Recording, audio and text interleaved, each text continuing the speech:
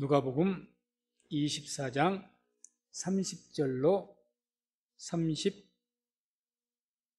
35절까지입니다. 30절로 35절. 말씀을 다 같이 말씀을 합독하시겠습니다. 저희와 함께 음식 잡수실 때에 떡을 가지사 축사하시고 떼어 저희에게 주시매 저희 눈이 밝아져 그인 줄 알아보더니 예수는 저희에게 보이지 아니하시는지라. 저희가 서로 말하되 길에서 우리에게 말씀하시고 우리에게 성경을 풀어주실 때에 우리 속에서 마음이 뜨겁지 아니하더냐 하고 곧 그 시로 일어나 예루살렘에 돌아가 보니 11 사도와 및 그와 함께한 자들이 모여 있어 말하기를 주께서 과연 살아나시고 시몬에게 나타나셨다 하는지라. 두 사람도 길에서 된 일과 예수께서 떡을 떼심으로 자기들에게 알려주신 것을 말하더라. 아멘. 말씀을 중심으로 해서 우리 속에서 마음이 뜨겁지 아니하더냐, 이런 제목으로 말씀을 선포하도록 하겠습니다. 오늘 주신 말씀의 그 내용은 예수님께서 부활하셨으나 이제 그 사실은 그 부활하셨다는 소식을 사도들과 또 여인들에게 이 엠마오로 내려가는 두 제자들도 들었습니다. 그럼에도 불구하고 이제 엠마오로 자기 고향으로 집으로 내려가다가 부활하신 주님을 만나게 되었고, 부활하셨던 그 주님께서 만나서라도 알아보지도 못하죠. 그런 가운데 주님께서 말씀을 통해서 이렇게 성경을 통해서 말씀을 풀어주시니 그 말씀을 듣고 마음이 뜨거워져서 다시 예루살렘으로 돌아갔다, 이런 내용의 말씀입니다. 중요한 것은 이 두 제자들, 한 사람의 이름은 나오죠. 글로바라는 사람이었다. 글로바. 그러니까 아마 이름까지 소개된 것을 보았을 때 이 두 제자, 최소한 120명의 제자는 들었을 그런 분들입니다. 그런데 그런 제자들이 예수님을 보아도 보지를 못했다? 사도들 같이 365일 따라다니진 않았다 할지라도 최소한 120명의 제자 안에 들 정도면 수십 번 이상은 보았을 겁니다. 대화도 했을 것이고. 근데 보지를 못한 거죠. 아마 이분들이 내려가게 된 것은 굉장히 큰 어떤 낙심과 실망 때문에 내려갔는데, 아마 이들이 내려갔을 때가 어떨 때입니까? 지금 교회에서 여인들이 새벽에, 그것도 안식구 첫날, 이제 부활절이죠. 그날 아침에 새벽에 여인들이 예수님을 직접 부활하신 주님을 목격을 했고, 그 소식을 듣고 베드로와 요한 사도들이 직접 무덤에 가보니 예수님의 시체는 보이질 않았고, 그런 것들 목격했다는 그 소식 들었습니다. 이 사람들도 들었어요. 그럼에도 불구하고 내려가는 거죠. 아마 모르긴 해도 사도들이나 제자들이 굉장히 만류를 했을 것 같아요. 아예 부활하신 어떤 흔적이 없었다, 아무도 본 사람이 없었다, 그러면 또 이해를 하겠습니다. 그런데 이제 여인들이 직접 보았다 그러고 사도들도 예수의 시체가 없어진 것을 보고, 교회적으로 큰 사건이죠, 이것은. 그런 상황 속에서 이 두 분들은 그럼에도 불구하고 사도들이 아마 만류를 했을 것이고, 제자들도 왜 지금 우리 식으로 표현한다면 교회를 떠나려고 하느냐, 이 중요한 시국에 떠나려고 하느냐, 분명히 만류를 했을 것 같습니다. 그걸 모두 뿌리치고 이제 내려갔다는 이야기죠. 그만큼 이 두 분들에게는 낙심과 절망, 그래서 어떤 불신앙이 가득하게 찼던 것 같습니다. 봤다 해도 안 믿는 거예요. 에이, 어떻게 죽은 사람이 부활할 수가 있어? 말 같은 소리를 해야지. 한번 마음속에 어둠이 임하게 되고 불신앙이 가득하게 되면 어떤 말을 해도 듣지 않습니다. 어떤 말을 해도. 이게 무서운 일이거든요. 무서운 일입니다. 아무리 만류를 하고 아무리 중요한 이야기, 정말 올바른 소리 해도 그게 안 들립니다. 그러니 그냥 내려가는 거예요. 그렇게 가득 차 있으니 주님이 옆에 계셔도 그 주님인 걸 알아보지도 못하는 거죠. 그들의 마음속에는 예수님이 부활할 리가 없는 거예요. 그럴 수가 없는 겁니다. 그러니 부활의 주님이 직접 영으로 나타나셨겠습니까? 아니지 않습니까? 몸을 가지시고 눈에 보이는 몸을 가지시고 나타나셨고 대화까지 하셨습니다. 그래도 몰라본 거죠. 그래서 참 어떤 이런 불신앙성이 가득하게 되면 아무리 주님이 옆에서 말씀을 하셔도 그걸 알아보지도 못하는 그런 일들이 있는 것을 우리가 볼 수가 있습니다. 그래서 우리들도 살아가다 보면 왜 이들이 이렇게까지 낙심을 했을까? 낙심한 그 중요한 이유는 그 이야기죠. 자신들은 예수님께서 이렇게 허무하게 죽으실 줄 몰랐다는 이야기죠. 아니, 왜 이렇게 허무하게 죽으시느냐? 우리의 메시아라면 당연히 그 능력을 가지고 지금까지 능력을 많이 보이셨으니까 그 능력으로 살아 계셔서 우리를 통치하시고 그렇게 되어야지 이렇게 허무하게 죽으시냐는 이야기죠. 내 생각대로 내 기대대로 안 된다는 이야기죠. 우리의 기대는 메시아에 대해서 뭘 바랐다고 합니까? 우리를 통치하실 분으로 알았다. 우리를 구원하실 줄로 알았다. 근데 저렇게 허무하게 죽으시냐는 이야기죠. 우리가 신앙생활을 언제 많이 낙심을 합니까? 오랜 신앙생활을 하다 보면 나의 기대대로 안 되었을 때, 오랜 신앙생활을 해도 기도를 나름대로 열심히 했고 또 신앙생활도 오래 했고 다른 데는 성실하게 예배를 드렸는데도 불구하고 내 인생이 내 계획대로 안 되는 거예요. 기대만큼 미치지는 못하는 거예요. 열심히 하니까 열심히 기도하니까 그때그때 즉각 역사가 나타나고 내 생각에는 그렇다 그 말이죠. 내가 하나님 성실히 예배했으니 내가 하는 것들마다 복을 주시고 막 잘 돼야 될 텐데 아니더라는 이야기죠. 그럴 때 우리는 시험이 듭니다. 시험이 들죠. 이분들이 그런 거죠. 한마디로 우리의 삶이 하나님께서 보시기에는 하나님의 뜻대로 하나님의 뜻에 따라서 우리를 성공시키기 위해서 하나님의 계획이 있는 것이고 그 하나님의 계획에 따라 우리를 인도하시는 것인데 그 하나님의 생각과 하나님의 뜻이 우리하고는 안 맞는 거예요. 그러다 보니 하나님의 계획은 따로 우리를 구원하시고 믿음으로 승리하게 하실 그 어떤 계획이 가지고 계시는데 우리가 생각하기에는 그 계획이 안 맞는 거예요. 그냥 내가 생각한 때 내가 성공했으면 좋겠고 내가 이겼을 때 그냥 이겼으면 좋겠다는 이야기죠. 저도 자그마한 어떤 이해가 될 수가 있겠습니다만 그냥 말씀을 준비하면서 이 말씀이 정말 이번 말씀을 선포해서 성도님들 은혜를 받고 좋았으면 좋겠다.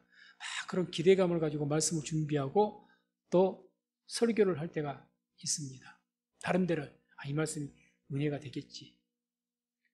안 될 때가 더 많습니다. 안 될 때가 더 많아요. 오히려 그렇지 않을 때가 더 반응이 좋을 때가 더 있습니다. 그런 사소한 것 하나도 내 뜻대로 안 된다는 이야기죠. 그래서 그런 것들이 내 기대예요. 그러니까 우리가 시험이 된 이유는 그거죠. 내 인생이 내 기대대로 안 되더라는 이야기죠. 이렇게 기도하면 당연히 능력이 나타나야지. 이렇게 내가 봉사하고 헌신했으면 하나님 나에게 이게 복을 주셔야지. 이거죠. 안 되는 거예요, 이게. 얼마나 이 두 제자들이니까 얼마나 주님을 열심히 따라다녔겠습니까? 기대감을 가지고. 근데 자기들 생각에는 이 예수님을 중심으로 이제 예수님에게 쉽게 말하면 내 인생을 걸었는데 그렇게 허망 없이 죽으신 거예요. 그러니 이제 마음에 가득한 원망, 불평, 낙심 불신앙으로 가득 찬 거죠. 그래서 그런 가운데 이제 내려오다가 주님을 만났고 그 주님을 통해서 말씀을 듣게 된 겁니다. 27절을 보게 되면 이런 말씀이 나오죠. 오늘 본문에는 안 들어가 있습니다만, 이에 모세와 및 모든 선지자의 글로 시작하여 모든 성경에 쓴 바 자기에 관한 것을 자세히 설명하시니라. 예수님께서 이제 예수 자신을 못 알아봐요. 못 알아보지만 주님께서 그 제자들에게 성경에 쓴 바 자기에 관한 것을 자세히 설명하셨다 그럽니다. 여기에 성경은 어떤 성경을 말할까요? 구약 성경을 말하죠. 이때는 신약 성경 없습니다. 기록하기 이전이니까. 구약 성경을 통해서 자기에 관한 것, 예수님에 관한 것을 자세히 설명했다는 거죠. 이 구약 성경은 요한복음 5장 39절 보면 이런 말씀이 나옵니다. 요한복음 5장 39절 말씀을 함께 합독합니다. 너희가 성경에서 영생을 얻는 줄 생각하고 성경을 상고하거니와 이 성경이 곧 내게 대하여 증거하는 것이로다. 아멘. 우리가 보는 이 성경책이, 특히 구약 성경이 누구에 대해서 증거하는 것이라고요? 예수님에 대해서, 예수님이 메시아이신 것을 증거하는 것이 구약 성경책입니다. 그래서 그것을 주님께서 설명하시고 이야기하신 거예요. 봐라, 구약 성경의 메시아가 이 땅에 오실 때 어떻게 오셨다고 말씀하느냐? 구약 성경의 메시아가 이 땅에 태어나실 그 때와 장소, 어떻게 죽으실지, 어떻게 고난받으실지 다 나와 있지 않습니까? 예수님 설명 그거죠. 너희들은 그렇게 메시아가 이 땅에 와서 세상을 통치하고 뭐 그렇게 할 거, 너희들은 너희 마음대로 그렇게 기대를 하지만 성경을 봐라. 성경이 어떻게 메시아가 그렇게 이 땅에 오신다고 말씀이 돼 있느냐? 고난 받으신다고 돼 있지 않느냐? 그리고 고난 받으신다는 대로 고난을 받으신 것이다. 그 얘기를 하신 거죠.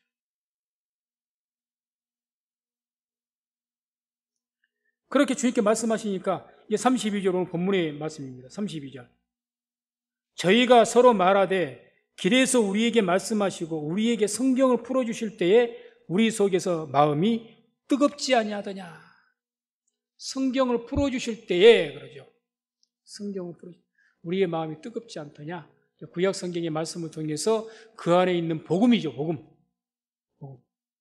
메시아께서 이 땅에 오실 것이고 고난받으시고 죽으시고 부활하실 것, 이런 말씀들이 있는데 그 메시아에 대한 것을 구약 성경의 말씀을 통해서 풀어주셨다고 이야기합니다. 그랬더니 우리의 마음이 뜨겁지 않더냐? 뜨겁지 않더냐? 그 뜨겁다는 말은 그 불이 붙다 그 뜻이거든요. 마음에 불이 붙지 않더냐? 불이 붙지 않더냐? 우리 성도님들께서도 비록 힘든 마음이 있고 어려운 마음이 있을지라도 말씀을 들음을 통해서 심령에 불이 붙는 은혜와 역사 있기를 주의 이름으로 축원을 드립니다. 불이 붙어야 돼요. 뭔가 불이 붙어야 됩니다. 오늘 주님 말씀 통해서 보면 성경을 풀어주실 때라고 이야기하죠. 풀어주실 때. 그럼 우리가 이런 궁금증을 가져야 되는 겁니다. 왜 성경을 풀어주어야 되는가? 이 풀어준다는 말은 또 성경을 심지어는 뭐라고 비밀이라 이렇게 표현도 하거든요. 비밀, 복음을. 아니 왜 복음이 비밀이 되어야 되고 왜 복음을 풀어주어야 되느냐? 그냥 누구든지 읽으면 알 수 있으면 좋은데 그렇게 말씀 않거든요. 왜 풀어줘야 되느냐? 복음은 성경을 통해서 보면 비밀로 감춰져 있기 때문에 그렇습니다. 비밀로 감춰져 있어요. 그냥 아무나 듣고 그냥 깨닫게 되어 있는 것이 아니더라는 이야기죠. 그게 로마서 16장 25절에 보면 이런 말씀이 나옵니다. 나의 복음과 예수 그리스도를 전파함은 영세전부터 감추었다가, 복음이 어떻게 됐다고요? 영세전부터 감추어졌다고 이야기합니다. 골로새서 1장 26절 한번 같이 보죠. 함께 합독합니다.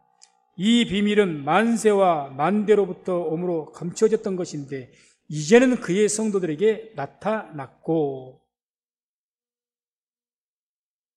그래서 구약 시대에는 계속해서 이 구약 시대 사람들이 보고도 그 구약 성경을 읽고도 복음을 쉽게 깨닫지 못했던 것은 비밀이기 때문에, 감춰져 있기 때문에 그렇다는 거죠. 감춰져 있기 때문에. 이렇게 되어 있기 때문에 예수님께서 그 비밀을, 감춰져 있던 것들을 풀어주시고 설명하심을 통해서 감춰져 있던 비밀이 이제는 나타났고 우리에게 증거가 된 줄로 믿습니다.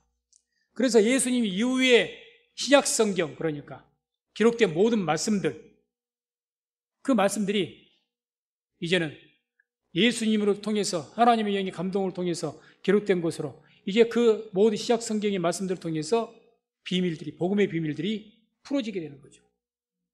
그 풀어진 구약 성경의 이때 이 시대 이 엠마오 제자들에게는 구약 성경밖에 몰라요. 이분들도 신약 성경이 없는 시대니까. 그런데 이들에게 예수님께서 구약 성경의 말씀을 통해서 복음을 풀어주어서, 그 비밀을 풀어줘서 구약 성경에서 말씀하시는 그 메시아가 오신다고 하는 인류의 구원자가, 이스라엘 백성의 구원자가 누구냐? 예수이신 것을 밝히 알게 해주셨다는 거죠. 그 말씀을 듣고 마음이 뜨거워진 거죠. 우리들도 말씀을 듣다가 복음을 깨닫게 되면 마음이 뜨거워지게 됩니다. 말씀을 통해서 복음을 깨닫지 못하면 그렇게 뜨거워지질 않습니다. 가볍게 감동은 받고 이해는 하겠고 고개를 끄덕끄덕 할 정도로 되지만 마음이 막 불붙다? 이렇게 되기가 힘듭니다. 말씀을 들을 때 복음을 들을 수 있기를 주의 이름으로 축원을 드립니다. 복음이 선포가 돼야 돼요. 마음속에, 내 개인에게 이 복음이 선포되고 깨닫게 되는 것은요, 뭐 인간이 잘 설명을 해서 뭐 예수님께서는 설명을 통해서 깨닫게 하셨지만 주님이시니까 인간이 잘 설명해서 깨닫게 되고 뭐 복음을 믿게 되는 것이 아니라 하나님의 역사가 있어야 되는 겁니다. 하나님의 역사. 그래서 뭐 이때는 엠마오 이 두 제자들은 예수님께서 직접 말씀을 가지고 풀어주셨으니까 마음이 뜨거워졌고 복음을 깨닫게 되고 믿었다고 하지만, 그럼 우리는 어떻게 됩니까? 우리는 예수님은 승천하셔서 하나님 보좌 우편에 앉아 계시고 우리 눈에 보이게는 계시지 않는데, 우리에게는 누가 우리에게 이 성경의 말씀을 풀어줘서 우리 마음을 뜨겁게 하고 주를 믿게 만들고 회개케 만들고 그렇게 할 것인가? 어느 특정한 인간이 그렇게 할 수가 없습니다. 목사도 아닙니다. 목사가 말씀을 전하는 것은 그 말씀을 통해서, 그저 하나님의 감동을 말씀을 전하는 것에서 하나의 도구로서 되는 것이지, 이해는 시킬 수 있을지 모르지만 깨닫게 하고 믿게 만들고 이렇게 되는 것은 하나님의 역사로 되어진 겁니다. 하나님의 역사. 어느 특정한 인간이 아니죠. 그래서 많은 이단들은 자기들의 교주만이 이 비밀을 풀 수 있다고 이야기하죠. 신천지 이만희가 그러지 않습니까? 그들의 교리가 이만희에게 와서 들어야, 신천지로 와서 들어야 그 비밀이 풀린다는 거죠. 일반 기성교회는 안 된다는 이야기입니다. 안 된다. 아닙니다. 이만희뿐만 아니라 그 어떤 목사도, 일반 기성교회 우리 같은 모든 목사들도 그들을 통해서 풀어지는 것이 아니에요. 그럼 누구를 통해 풀어지느냐? 오늘날 성령을 통해서 말씀이 풀어지게 되는 줄로 믿습니다. 성령. 그래서 요한복음 14장 26절 보면 이런 말씀이 나옵니다.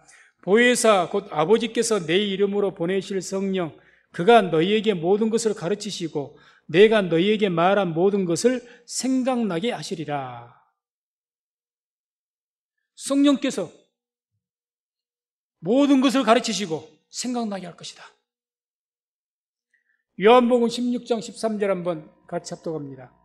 그러나 진리의 성령이 오시면 그가 너희를 모든 진리 가운데로 인도하시리니 그가 자유로 말하지 않고 오직 듣는 것을 말하시며 장래의 일을 너희에게 알리시리라. 아멘. 오직 우리를 복음을 확실하게 깨닫게 만들고 믿게 만들고 그런 결정적인 역사를 하시는 것은, 말씀을 통해 역사하신 것은 성령이신 줄로 믿습니다. 성령께서 역사하신 거죠. 목회자의 설교는 뭘 그러면 하는 겁니까? 오직 기도하기를, 성령께서 목회자에게 말을 통해서 역사하시기를 기대하는 것뿐이죠. 도구가 되는 거죠. 결정적으로 역할하시는 것은 성령님이시라는 겁니다. 성령님. 그래서 성령의 어떤 계시의 영이 임해야, 계시의 영이 임해야 우리가 말씀을 들을 때 풀려지는 거죠. 그래서 아무리 목사가 만약 성령의 역사 빼놓고 생각한다면, 아무리 말을 잘하고 뭐 이야기 좋게 잘 가르치고 그렇게 한다더라도요, 머리로 이해는 끄떡끄떡 할 수가 있겠지만 깨달아진다든지 그 말씀이 믿어진다든지 그러면서 뭐 회개하기까지 이르게 된다, 그렇게 되지는 않습니다. 회개케 하고 말씀을 깨닫게 되고 그리고 마음이 뜨거워지고 이렇게 되어지는 것은 오직 설교를 통해서 그렇게 됐다면 그 설교 안에 성령께서 역사하셨기 때문에 그렇게 된 줄로 믿습니다. 그렇게 되는 거죠. 그래서 항상 우리가 주의 말씀을 들을 때 하나님이란 성령의 감동을 입고 성령의 역사를 통해서 말씀을 들을 수 있도록 마음으로 기도하시고 그렇게 준비하면서 말씀을 듣고 읽으시기를 바랍니다. 그래서 이렇게 마음이 뜨거워져야, 중요한 것은 마음이 뜨거워져야 신앙적으로도 뜨거운 삶을 살게 됩니다. 모든 삶을. 마음이 뜨거워지질 않으면요, 모든 삶을 살아갈 때 매사에 소극적이고 부정적이고 암울한 삶을 삽니다. 마음이 뜨거워져야 열정적으로 뜨거운 삶을, 적극적인 그런 삶을 살게 될 줄로 믿습니다. 이유가 없이 마음이 뜨거워져야 됩니다. 말씀을 들을 때마다. 말씀을 들을 때마다 하나님의 성령의 역사에서 귀가 열리고 마음이 열려서 그 말씀을 듣고 마음이 막 뜨거워져야 돼요. 이 엠마오 제자를 내려갔던 그 제자들을 보십시오. 사도들이, 제자들이 만류를 많이 했을 거예요. 어떤 말에도, 아니 예수님께서 부활하신 것을 직접 목격한 사람들이 와서 이야기하지 않습니까? 주님의 부활을 보았다고. 안 믿어요. 안 들어요. 어떤 사도가 이야기하고 함께 제자들이 본 사람이 증언하는데도 안 듣는데요. 안 들어요. 오늘도 마찬가지입니다. 아무리 박사, 학사, 성경에 박박사가 와서 이야기를 해줘도요, 이해는 하려는가 모르겠지만 깨닫지를 못합니다. 깨닫지를 못해요. 그래서 듣기는 들어도 듣지 못하는 거예요. 너희가 듣기는 들어도 듣지 못하고 보기는 보아도 보지 못할 것이다. 왜? 성령의 역사가 없으면 안 된다는 이야기죠. 성령의 역사가 없으면 안 됩니다. 이 땅에서 특정한 사람이 특별한 능력자가 나타나서 그 사람에게 배워야 되는 것도 아니고, 오직 성령의 역사. 어떤 곳에서 하나님 말씀을 들을 때 우리 교회뿐만 아니라 어느 곳에 기성교회에 가서 말씀을 듣고 또 내 개인이 성경을 공부하며 말씀을 공부하고 그것을 읽었을 때 성령께서 역사하시면 깨달아지는 역사가 있고 마음이 뜨거워지는 역사가 있는 줄로 믿습니다. 우리 성도님들이 개인적으로 말씀 묵상하고 공부하다가 마음 뜨거워진 적 있습니까? 그런 일들이 많이 있어야 됩니다. 그런 일들이 많이 있어야 돼요. 내가 성경을 막 했더니 이번에 성경 필사를 이제 1년간 우리가 2년간을 통해서 신구약 성경을 다 필사를 다 하셨던 분들 많은데, 하실 때 막 성경 쓰다가 마음이 뜨거워져야 돼요. 이 말씀이 이런 말씀이 있었네? 다른 때는 그렇게 들어도요, 안 들었다면 그냥 지나갔던 말씀이에요. 그런데 어느 날 갑자기 그 말씀이 내게 와닿는 거예요. 그게 우리가 이제 좀 어려운 말로 레마의 말씀이다 그러지 않습니까? 레마. 내게 선포되어진 말씀. 내 머리로 알고 있는 말씀 말고 머리로 암송하는 것은 많죠. 근데 이게 레마로 내게 선포가 되고 성령을 통해서 깨달아지고 내가 그걸 통해서 회개하게 될 때는 회개하고 그걸 통해서 뭔가 기도하게 될 때는 뜨거운 마음으로 기도하게 되고. 왜? 말씀이 선포되어지면 이렇게 깨달아지면 마음이 뜨거워지기 때문에. 마음이 뜨거워집니다. 그래서 오직 성령의 역사를 통해서 이어지는 겁니다. 디모데후서 3장 16절에 모든 성경은 뭘로 되었습니까? 하나님의 감동으로 된 것으로. 그 말씀이 우리말로 쉽게 표현하면 하나님의 영으로 하나님의 영이 불어넣어졌다 그 뜻이거든요. 하나님 이 말씀에 하나님의 성령이 영이 부어진 것이 이 말씀이에요. 그렇게 되다 보니까 이 성경의 말씀은 하나님의 성령의 감동이 있을 때 깨달아지고 그 성령의 감동이 있을 때 그 말씀을 들을 때 우리의 심령이 뜨거워지는 그런 역사가 있는 줄로 믿습니다. 그래서 마음에 이제 불이 붙은 거예요. 주의 말씀 듣고 막 성령께서 역사하시니까. 그래서 이와 같이 마음이 뜨거워지니 어떤 현상이 일어났습니까? 28절, 29절을 보면 이런 말씀이 나옵니다. 저희의 가는 천에 가까이 가매 예수는 더 가려하는 것 같이 하시니 저희가 강권하여 가로되 우리와 함께 유하사이다. 때가 저물어가고 날이 이미 기울었나이다 하니 이에 저희와 함께 유하로 들어가시니라. 자, 부활하신 주님께서 그 제자들에게 성경 말씀을 풀어주셨지 않습니까? 설명을 하시니까 그때부터 이제 마음이 뜨거워져서 뭐라고 이야기할까? 저희가 강권하여 가로되 우리와 함께 머물러 주십시오. 우리 집에 가십시다, 주님. 뭐 주님이 아니죠. 이분들에게는 아직 모르니까. 어떤 분인지 모르지만 이분이 아직 그분들이 이분이 함께 은혜를 받고 막 말씀 통해서 깨달아져서 뜨겁게 은혜를 받고 있는데 예수님이 뭐라고 더 가려 하시는 것 하시니까 거기에 머물지 않고 떠나려고 한다 그 말이죠. 그러니까 붙은 거예요. 이건 뭘 의미합니까? 이 차갑게 식어버렸던 이분들의 마음이 뜨거워져서 이제는 사모하는 마음으로 그 예수님을 그분들에게 뭐 주님이 아니지만 이 어떤 사람을 붙드는 겁니다. 막 붙드는 거예요. 이게 왜 자기하고 머물자 우리에게 말씀을 더 전해달라는 얘기죠. 그 말씀을 더 전해달라고. 언제 이런 역사가 일어난 줄 아십니까? 마음이 뜨거워져야 된다는 거죠. 마음이 뜨거워져요. 우리 하나님의 말씀을 사모해야 된다고 그러죠. 사모해야 된다. 마음이 안 뜨거워지면요, 사모가 안 됩니다. 사모하는 것이 공식적으로 인간의 의지로 되는 것이 아니거든요. 인간의 의지로 하는 건 노력이고, 막 마음이 또 막 사모하게 되고, 뭐 성경 표현대로 그 말씀이 뭐 송이 꿀같이 달게 되고, 인간의 의지로 되는 것이 아니에요, 이게. 사모하는 마음이 일어나야 되는데 언제 그렇게 되어지느냐? 마음이 뜨거워져야 돼요. 마음이. 막 뜨거워져야 됩니다. 마음이 뜨거워져야 어떻게 해서든지 성경을 좀 보려고 애를 쓰고, 마음이 뜨거워져야 말씀을 들으려고 애를 쓰고 쫑긋하는 거예요. 이 말씀이 과연 그런가? 알아보려고 하고. 마음이 안 뜨거워지니까 그냥 의식적으로 들을 때 듣고 마는 겁니다. 그래서 우리 성도님들에게는 하나님의 영을 통해서 마음이 뜨거워져서 주의 말씀을 뜨겁게 사모할 수 있는 은혜가 있기를 주의 이름으로 축원을 드립니다. 또 33절에 이런 말씀이 나옵니다. 곧 그 시로 일어나 예루살렘에 돌아가 보니 11사도와 및 그와 함께한 자들이 모여있다. 곧 그 시로 일어나서 예루살렘에 돌아갔다. 신앙이 회복이 된 거죠. 신앙. 이제 완전히 실망과 낙심에 빠져갖고 내려가다가 주의 말씀 듣고 마음이 뜨거워지니까 다시 즉시로 일어나서 예루살렘으로 돌아갔다.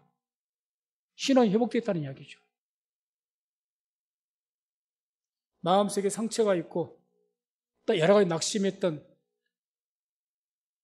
우리 모두의 마음이 주의 말씀을 들을 때마다 이와 같이 다시 한번 뜨거워져서 신앙이 회복되어지는 그러한 은혜의 역사가 있기를 주의 이름으로 축원을 드립니다. 역사가 있어야 돼요.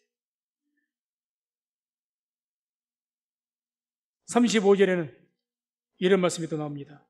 두 사람도 길에서 된 일과 예수께서 떡을 떼심으로 자기들에게 알려지신 것을 말하더라.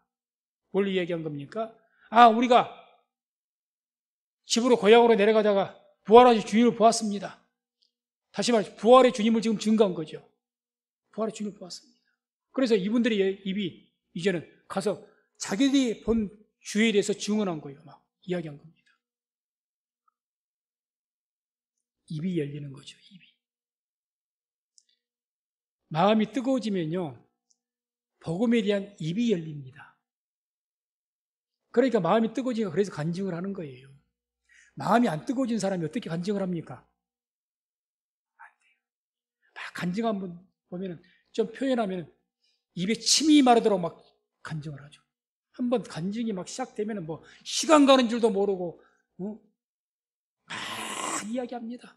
뭔 할 말이 그렇게 많은지. 왜 그런 줄 아십니까? 마음이 뜨거워지니까 그렇습니다.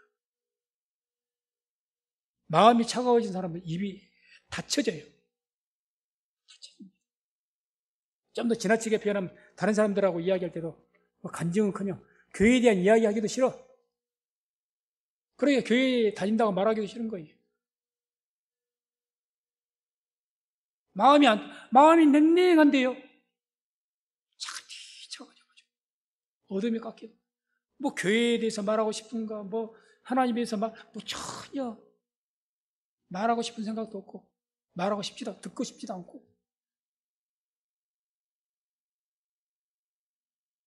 중병 중에 중병이죠. 육체로 말한다. 마지막 때 이런 사랑이 식어진다고 하지 않습니까? 싸늘해져 버릴 거예요. 싸늘해져 버려요.